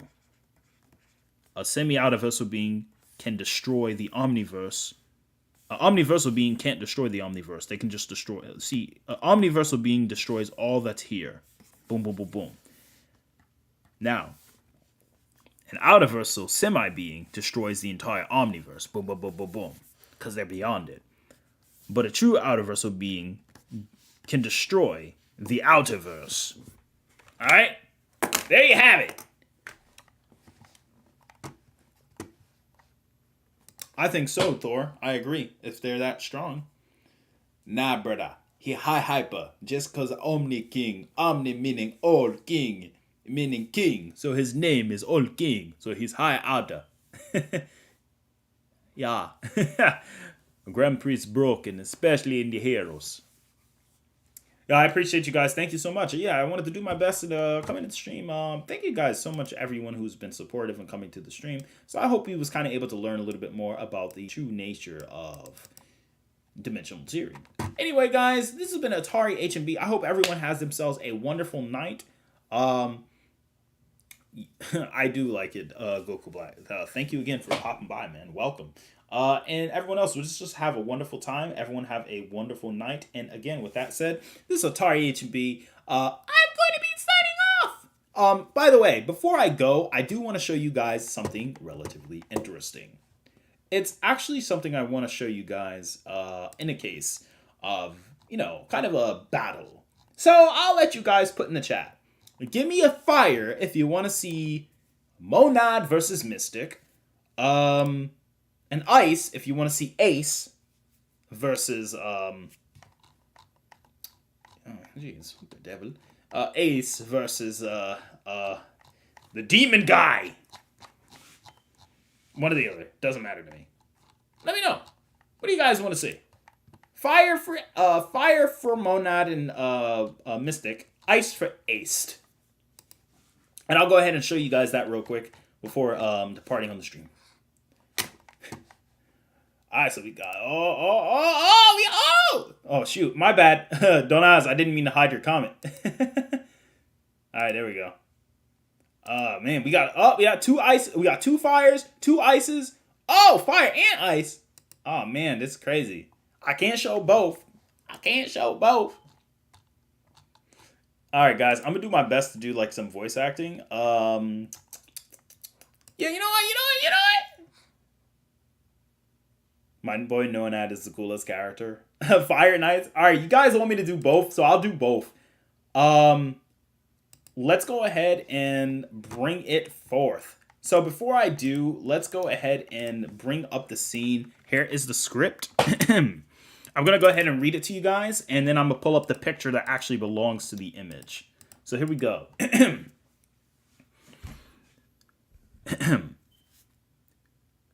Eternal Color, Chapter Unknown. Ace and Violet versus Zucifer, Son of the Night, in the pseudo-Sheol realm. Ace being injured, Violet takes the battlefront, exchanging blows powerful enough to destroy entire stars. Sadly, Violet could not keep up with the awesome power of Zucifer, who proceeds to warp space and time to his favor. In this battle sequence, Zucifer explains his intentions. Ace of planet .455480 in the Milky Way galaxy. I'm sure you're wondering what happened to Veronica. Well, let's just say she didn't consent to me forcing her to bear my demonic child. Ace's emotions let loose. He suddenly snapped. A beam of light illuminates the battlefield. Visible from 1,000 light years away, he appears different. In a new look with golden bolts of lightning sparkling around him. And here's the image, guys. His hair was silver and glowing in a similar fashion to Mystic's, What is this new form? One thing is for sure, he shattered his limits, along with unlocking a blue hue on the temporal Tav symbol on his forehead. Violad notices the change, and quotes, "Are you serious? This energy I'm feeling, it's almost as abundant as Monad. What did Ace just tap into?" The pseudo-Sheo realm trembles as the interdimensional bolts of lightning spark through the axis of space and time, causing ripples that seize the spiral of Cygnus A, the galaxy. To stop the spiraling completely, to think a mere human could unlock such power off his presence alone. Alright, guys. So basically, I just wanted to show you guys, this is like some of the artwork that is shown, as he said. What? He's changed. He's not just his appearance, but his power. This is Zucifer, by the way. So, as you can see, Zucifer is this demonic being and creature. Violad, looking as beautiful as she always has, and the first time that we see Ace unlock one of his interesting aspects. So as you guys may see, Eternal Kala is going to be in a half light novel and half visual artwork format. So you will have a big page for the battle sequence, and you will, for each page of text, you will get some level of imagery capturing the highlight moment of all of it. Hey, what's up, Snag? Welcome, man. So yeah, I just wanted to kind of give you guys an idea of exactly what we're working with. I'll give you guys the fire because you were also asking for the Mystic and Monad. So again, I will go ahead and address this one as well. But in the case similar to the other guys, I'm going to go ahead and make this one as simple as possible. But I kind of want to add a little bit of music to it to kind of add some intensity, but I don't think I will. I don't think we need it. But basically, it does say this. We return back to the mothership of Eternal Kala. The ship then passes by the galaxy Hercules A jet galaxy. Monitor. Attention passengers. We are now passing by Hercules A. We should make it past by about 2,000 parts, which is 120 Earth days. Hey, Sangre, didn't you say Monad is the top 5 in the base of the organization, along with that guy you have a crush on? Said West. Crush? Nonsense. I simply admire his strength. And yes, you see, Mystic and Monad once had a high-stakes battle. They were using what I believe was their full power. Sangre points to the Hercules A out the window, saying, This large galaxy was split in the fashion permanently due to the clash between Monad and Mystic. It happened about a decade ago, but to you, probably 10,000 years ago, due to relativity and the distortion of space and time. For those who want a visual image, this is Hercules A. Hercules A used to be held together on a singularity. To give you a visual representation, it used to look a little like this, but was split in two from the epicenter. This is an image of the epic battle these two men had. And there you got it, guys. I hope you guys kind of enjoyed that. That's kind of just showing you a little bit of, what they were capable of doing. They permanently caused it to look like that, so... Yeah, it goes to show you that this is, by the way, for those who are unaware on the stream, this is a reboot of Eternal Kala. The reboot is just showing you that it's going to be in a light novel format with a bit of the manga format if people are interested. And this just kind of give you guys the idea of that. I mean, later on, obviously, Wes asks if Sangre can do that, but she talks about like how their strength doesn't even make sense. She says Wes is in disbelief that such beings exist. He's only heard about them in mythical stories and history on Earth, such as Hercules, Zeus, Odin, Shiva, and many other gods. He himself, maybe these legendary rivals are gods themselves who are simply living amongst them as mortals. That's how Wes felt about this situation. Anyway, hope you guys enjoyed. That's pretty much all I wanted to share with you guys. This is, this would be an idea of what Eternal Kala would look like if it was rebooted. Monad lost his ponytail because the high stakes battle. Mystic was able to knock him so senselessly, he knocked his ponytail out. But Mystic is also bleeding from his right shoulder. As you guys can see, these guys are very powerful.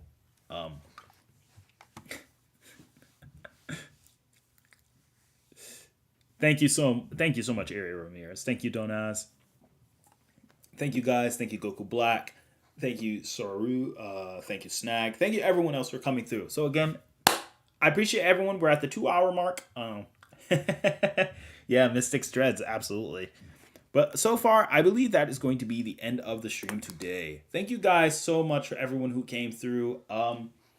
We're going to go ahead and conclude on this note for the stream. But if anyone is still down, you can meet me up later on. It's 10 o'clock, and that's the perfect time to end the stream. Thank you guys so much for watching. This is Atari HMB. I hope everyone has a blessing night. Thank you for the donations overall today as a total, and everyone, God bless. This is Atari HMB, and I'm signing off. Peace.